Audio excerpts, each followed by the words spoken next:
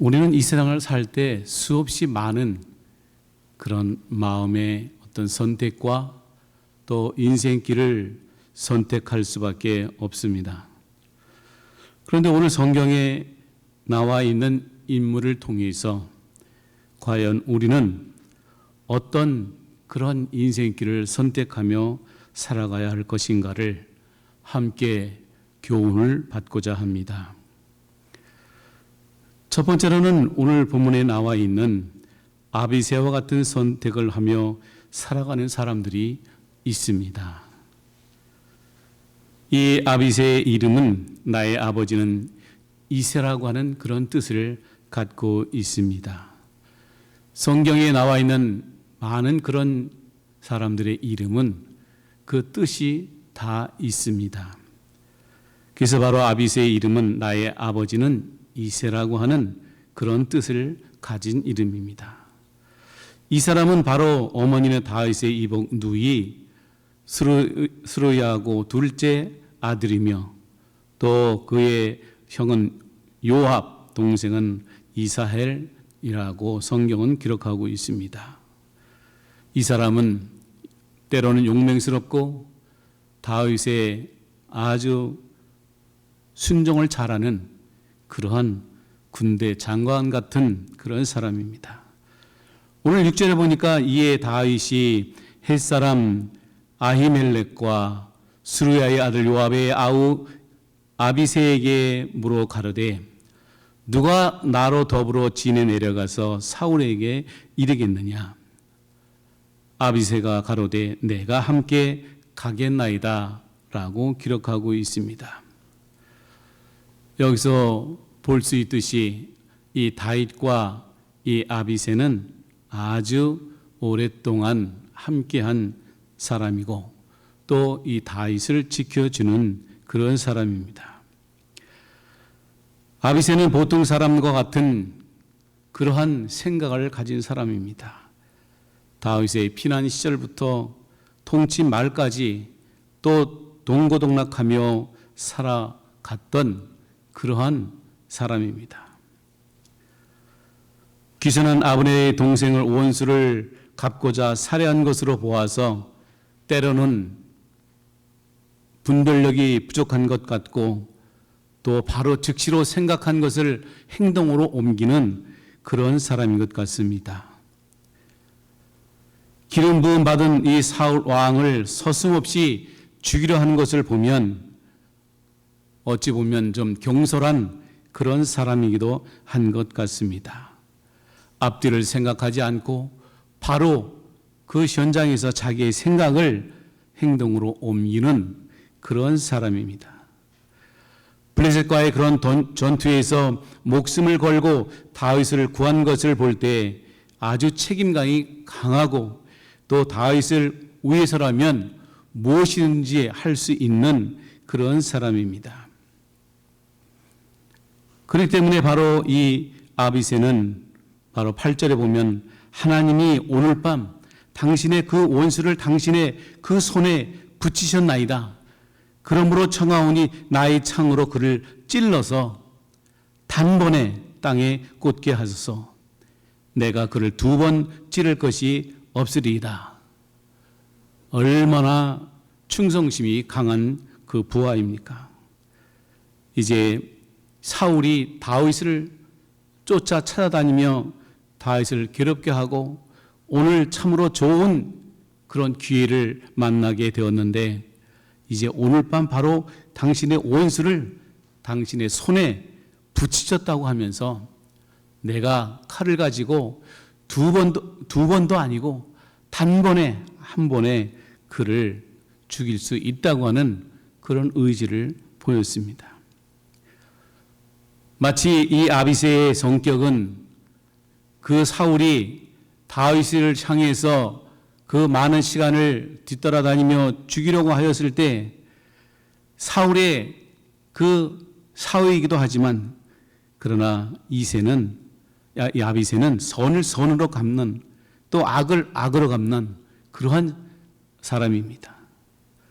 아비새의 말은 당연히 또 맞는 이야기 같지만 그러나 예수님께서 하신 말씀을 보면 나에게 문안하는 자에게 문안하고 나를 사랑하는 자만 사랑하는 것은 세상 사람도 하는 행위라고 하신 그 말씀을 보면 우리가 선은 선으로 악은 악으로 갚는 것이 복음에 합당하지 않다는 것을 우리에게 보여주고 있습니다. 마치 신약복음서 누가복음 15장 11절에서 32절에 있는 말씀을 이제 인용하면 탕자가 돌아왔을 때에 맏아들은 아버지가 송아지를 잡고 잔치를 베푸는 것을 보고 아버지의 재산을 창기와 함께 먹어버린 자식을 위해서는 살찐 소를 잡고 나를 위해서는 새끼 염소 한 마리도 주지 않았다고 하는 불평을 털어놓는 것 같이 바로 이 첫째의 행위는 참으로 아버지 앞에 어떻게 보면 자기의 감정을 나타낸 그러한 사람입니다. 선을 선으로 갚는 사람도 성경에는 많이 있습니다. 사무엘상 18장 6절에서 9절에 있는 말씀을 보게 되면 다윗의 블레셋 장수 골리앗을 죽인 후에 여인들이 칭찬하기를 사울이 죽인 자는 천천히요 다윗이 죽인 자는 만만이로다 라고 하면서 자기보다 다윗을 더 높이는 그런 칭찬하는 그런 말을 듣고 이 사울의 마음이 시기와 질투로 불안해지기 시작했습니다. 질투와 또 교만한 마음이 있을 때에 순간적으로 그런 악령이 이 사울에게 들어와서 결국에는 이 사울이 잠을 못 이루는 그러한 밤이 매일 밤 지속되게 되었습니다. 결국에는 다윗을 불러서 또 이 하프를 키며 이 사울이 잠자는데 도움을 줬던 이 다윗입니다. 또 사울입니다. 그럼에도 불구하고 이 사울은 다윗을 죽이기 위해서 쫓아다녔습니다. 얼마나 이 다윗이 마음에 들었으면 자기 딸을 주었겠습니까? 이 다윗을 사위로 맞이했다는 이야기입니다. 그런데 지금은 이 성경 말씀에 있는 내용은 어떻게 하면 저 다윗을 죽일까라고 그렇게 찾아다니는 그 모습을 발견할 수가 있습니다. 왕이 되기 전에는 아주 참으로 겸손하고 또 하나님을 경외하는 이 사울이 언젠가부터 모든 백성들이 다윗을 칭찬하고 다윗이 전쟁터에 나가 사울보다도 더 많은 그런 전과를 올릴 때에 참으로 이 사울의 마음에 불안이 깃들기 시작을 했다는 이야기입니다. 나보다 못했던 사람이 나보다 더 커지고 존귀해져서 또 질투하게 되고 또 그런가 하면 질투하는 것으로 끝내는 것이 아니라 어떻게 하면 이 다윗을 죽일까라고 고민하고 그를 찾아다니는 것을 볼 수가 있습니다.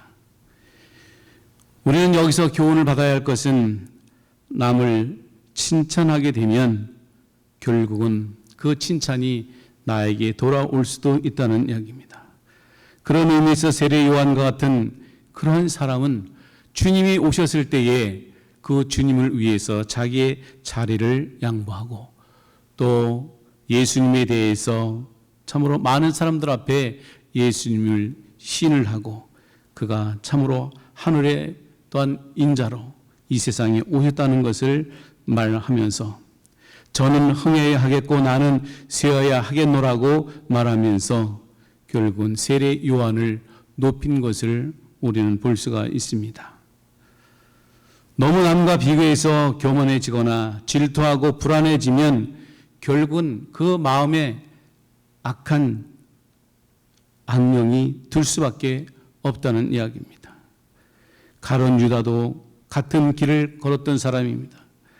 또 가룟 유다도 순간적으로 예수님을 어떻게 하면 팔까를 늘 고민하면서 결국은 은 30에 팔았던 것을 알 수 있습니다. 요한복음 13장 2절에 보면 마귀가 가룟 유다에게 또 예수를 팔려는 생각을 넣었더니 라고 한 것을 보면 악한 그러한 영이 이 가룟 유다의 마음속에 들어왔던 것을 알 수 있습니다. 요한복음 6장 70절에도 보면 제자 중 하나가 마귀라고 주님도 말씀하고 있습니다.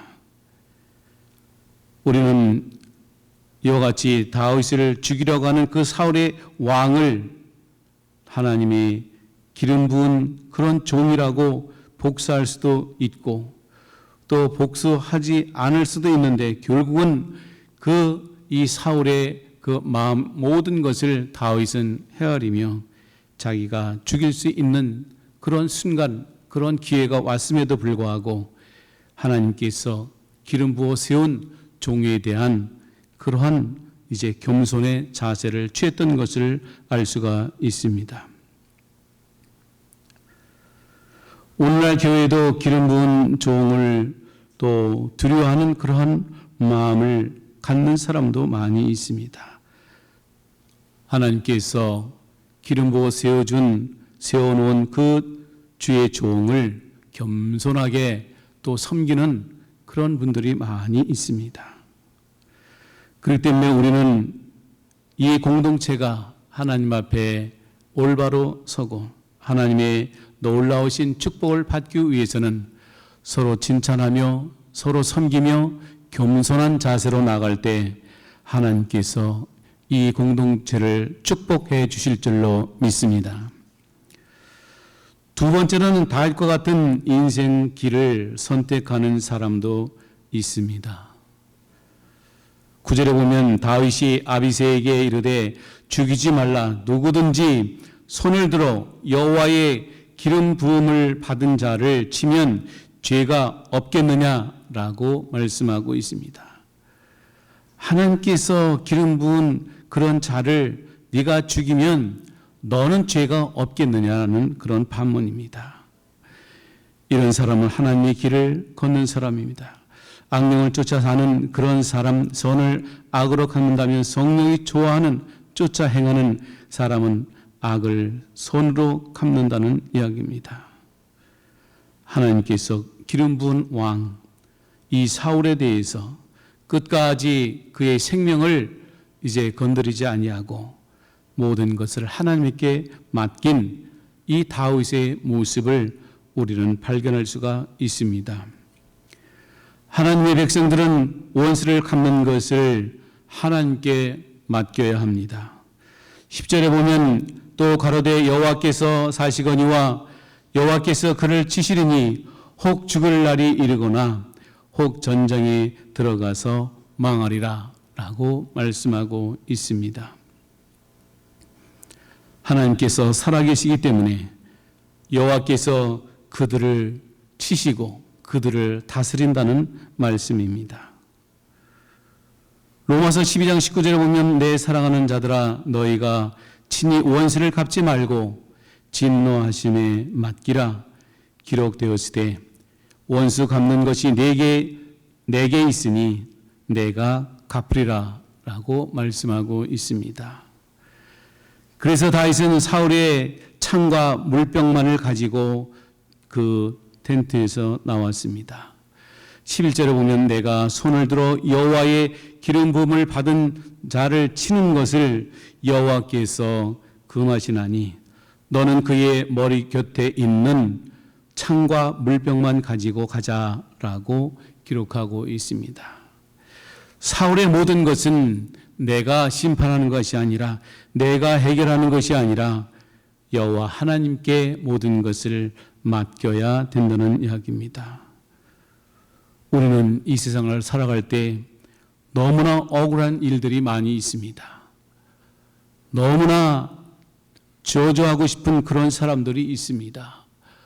자다가도 부르르 떨고 일어나서 그 친구를 내가 용서할 수 없다라고 하는 그럴 때가 있습니다. 그럴 때마다 모든 것을 하나님께 맡기는 지혜로운 성도가 되시기를 주의 이름으로 축원합니다. 오늘 12절에도 보면 다윗이 사울의 머리 곁에서 창과 물병을 가지고 떠나가되 깨든지 이를 보든지 알든지 하는 사람이 없었으니 이는 여호와께서 그들로 깊이 잠들게 하였으므로 그들이 다 잠이었더라라고 말씀하고 있습니다. 사울 옆에 있는 그 창과 물병을 가지고 나오는 동안에도 그 사울과 또 그의 호위병들이 잠을 깨지 아니하고 그것을 가지고 나올 수 있는 이 모든 것은 여호와께서 그들로 깊이 잠들게 하셨으므로 다 잠이었다라고 말씀하고 있습니다. 다윗은 이미 하나님께 왕으로 기름 부음 받은 사람이요 사울을 죽이기만 한다면 피난 생활을 끝내고 왕위에 오를 수 있는 그런 기회가 있었지만 그러나 여호와께서 금하신 것이고 또 하나님이 싫어한 일이기 때문에 그렇게 행동하지 않았습니다. 우리는 하나님이 원하시는 삶을 선택하는 저와 여러분이 되시기를 주의 이름으로 축원합니다. 세 번째로는 사울과 같은 인생을 선택하는 그런 성도가 있습니다. 13절에 보면 이에 다윗이 건너편으로 가서 멀리 산꼭대기에 서니 상거가 멀더라 라고 기록하고 있습니다. 그러면서 바로 사울 왕에게 간곡히 말하기를 이 종을 어찌하여 쫓으시나이까? 왜 자꾸 이 다윗을 또 죽이기 위해서 그렇게 많이 8번씩이나 그를 죽이려고 그를 쫓아다닙니까? 이게 왕이 그것도 큰 권능을 갖고 왕권을 가진 이 사울 왕이 한 명도 아니고 3,000명의 병사들을 이끌고 이 다윗을 쫓아다녔다고 하는 이야기입니다. 그렇기 때문에 바로 18절에도 보면 또 가로되 내 주는 어찌하여 주의 종을 쫓으시나이까? 내가 무엇을 하였으며 내 손에 무슨 악이 있나이까? 아무리 생각해도 다윗이 생각할 때에 내가 사울 왕에게 잘못한 것이 하나도 없는 것 같은데 이 다윗을 죽이기 위해서 그 많은 병사들을 이끌고 이 다윗이 있는 곳을 찾아다니는 그 모습을 볼 때 다윗이 간곡하게 사울에게 부탁하는 이야기입니다. 죽을 죄가 있다면 제물이 되어도 좋다고 하면서 왕이나 같은 자를 쫓아다니는 것은 바로 매출학이나 벼룩을 따라다니는 것과 같다고 하는 이야기입니다. 아니 3,000명의 병사를 이끌고 많은 그 무장한 병사들을 이끌고 이렇게 나를 쫓아다니는 것은 마치 매출학이와 벼룩을 따라다니는 쫓아다니는 왕과 같은 그런 모습입니다 라고 이 다윗은 말하고 있습니다. 그러면서 바로 20절에도 보면 그런즉 청컨대 여호와 앞에서 먼 곳에서 이제 나의 피로 땅에 흐르지 말게 하옵소서. 이는 산에 메추라기를 사냥하는 자와 같이 이스라엘 왕이 한 벼룩도 수색하러 나오셨나이다. 사울은 왕의 권세를 가지고 3,000명씩이나 되는 그 모든 병사를 이끌고 고작해야 메추라기 또 이런 아주 작은 그런 동물을 잡기 위해서 쫓아다닌다고 하는 얘기입니다. 그것은 이 사울 왕의 격에 맞지 않는 그런 행동입니다. 그렇기 때문에 바로 사무엘상 18장 6절에서 9절에 있는 말씀을 보게 되면 무리가 돌아올 때에 곧 다윗이 블레셋 사람들이 죽인 그 사람의 숫자를 가지고 그 말에 결국은 사울이 질투와 또 이 다윗에 대한 격동이 발하게 되었고 결국은 이 사울 왕이 평생을 이 다윗을 죽일 것을 이제 이야기하고 있는 것을 보게 됩니다. 성도는 칭찬과 존경을 받을 때 교만하지 않도록 조심하고 또 남의 칭찬과 존경을 이제 받을 때에 질투하지 않도록 노력을 해야 된다는 이야기입니다. 나보다 못했던 사람이 나보다 더 커지고 존귀해지고 이러한 모든 것을 통해서 질투하지 아니하고 겸손하게 서로 섬기며 사랑하는 아름다운 공동체가 되기를 주의 이름으로 축원합니다. 사무엘상 31장 2절에서 4절에 있는 말씀을 보면 이 다윗이 했던 말이 실제로 일어나게 되었습니다. 전쟁터에서 일어났던 일을 기록하고 있습니다. 블레셋 사람이 사울과 그 아들들을 쫓아 미쳐서 사울의 아들 요나단과 또 아비나담과 또 밀기야수와 죽였다고 말하고 있습니다. 그것은 바로 이 다윗이 말한 그대로 이것이 이루어지게 되었습니다. 그다음에 4절에 보면 그가 병기 든 자에게 이르되 내 칼을 빼어 나를 찌르라.